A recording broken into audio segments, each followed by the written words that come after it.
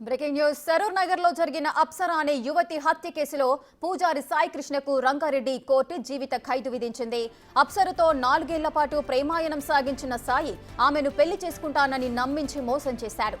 ఆమెను చంపి మృతదేహాన్ని సెప్టిక్ ట్యాంకులో పూడ్చిపెట్టాడు. ఈ కేసుపై విచారణ జరిపిన కోర్టు నిందితుడికి జీవిత ఖైదుతో పాటు సాక్ష్యాలను తారుమారు చేసినందుకు 7 ఏళ్ల జైలు శిక్ష విధించింది.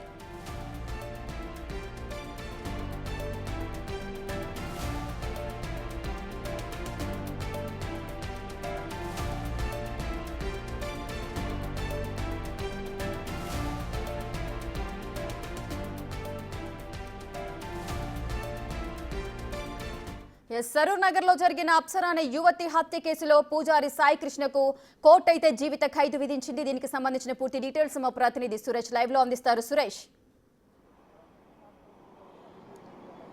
సరూనగర్ పోలీస్ స్టేషన్ పరిధిలో హత్య జరిగింది. దానికి సంబంధించి గతంలో సెన్సేషనల్గా మారింది ఈ ఘటన. ఎందుకంటే పూజారి తనతో కలిసి తిరుగుతున్నటువంటి అప్సరను తనతో అక్రమ సంబంధం పెట్టుకొని లివింగ్ రిలేషన్లో ఉండి తనను పెళ్లి చేసుకోవాలని చెప్పేసి ఒత్తిడి చేస్తుందని చెప్పేసి ఆమెని హత్య చేసి ఆ హత్య నుండి తప్పించుకునే ప్రయత్నం చేసి పోలీసులకు అప్పుడు దొరికిపోవడం జరిగింది. ఖచ్చితంగా పోలీసులు అన్ని ఆధారాలు సేకరించి ఈ కేసుని ఇన్వెస్టిగేషన్ చేసి కోర్టులో ఛార్జ్షీట్ దాఖలు చేయడం జరిగింది. ఆ ఛార్జ్షీట్ ఆధారంగానే నిందితుడికి జీవిత ఖైదు విధించడం జరిగింది. అంటే హత్య చేసిన తర్వాత సాక్ష్యాలను తారుమారు చేసేందుకు ప్రయత్నించేందుకు మరొక 7 సంవత్సరాలు అదనంగా ఆ శిక్ష కూడా విధించడం జరిగింది. 10,000 రూపాయల జరిమానాను కూడా విధించింది. బాధితురాల కుటుంబాలకి 10 లక్షల రూపాయల నష్టపరిహారాన్ని కూడా చెల్లించాలని చెప్పేసి రంగారెడ్డి జిల్లా కోర్టు సంచలనమైనటువంటి తీర్పు ఇచ్చింది.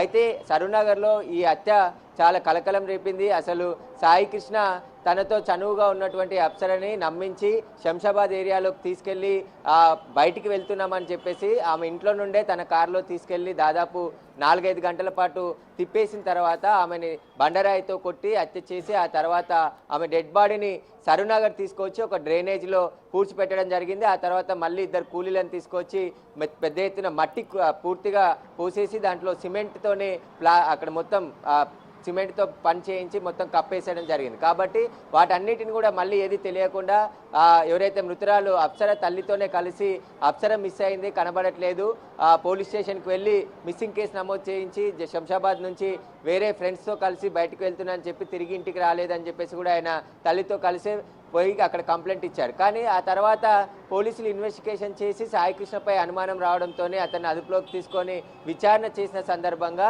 ఈ హత్యకు సంబంధించిన బాడీని ట్రేస్ చేసి అప్సరని ఆ సరూనగర్లోనే ఒక దగ్గర పూడ్చిపెట్టినట్టుగా పోలీసులు గుర్తించి మృతదేహాన్ని తీసి అప్పుడు అప్సరనే చనిపోయిందని చెప్పేసి కూడా పోలీసులు నిర్ధారించి సాయికృష్ణపై కేసు నమోదు చేసి అనేక ఆధారాలు సేకరించారు. చాలామంది సాక్షులను, టెక్నికల్ ఎవిడెన్స్, ఎలక్ట్రానిక్ ఎవిడెన్స్తో పాటు ఛార్జ్షీట్లో అనేక ఆధారాలని కోర్టులో సబ్మిట్ చేయడంతోనే పోలీసులు సరైన ఇన్వెస్టిగేషన్ చేసి ఆ నిందితుడు హత్య చేశాడని చెప్పేసి కోర్టులో ప్రూవ్ చేయడంతో రంగారెడ్డి జిల్లా కోర్టు సాయికృష్ణకి జీవిత ఖైదు విధించడం జరిగింది. దీనికి సంబంధించే కొద్దిసేపటి క్రితమే కోర్టు తీర్పిచ్చింది. కాబట్టి అప్పుడు అతి దారుణంగా హత్య చేసి ఈ హత్యను తప్పించుకోవాలని ప్రయత్నించినటువంటి సాయికృష్ణకు సంబంధించి కోర్టు సంచలన తీర్పే వెల్లడించిందని చెప్పొచ్చు. దాదాపు సాక్షులను కూడా సాక్ష్యాలను తారుమారు చేసే ప్రయత్నం చేసినందుకు మరో అదనంగా 7 సంవత్సరాల పాటు జైలు శిక్ష కూడా విధించింది. అంటే 2 లైఫ్తో పాటు ఇటు 7 సంవత్సరాల జైలు శిక్ష కూడా విధించడం జరిగింది. ఈ తీర్పు పట్ల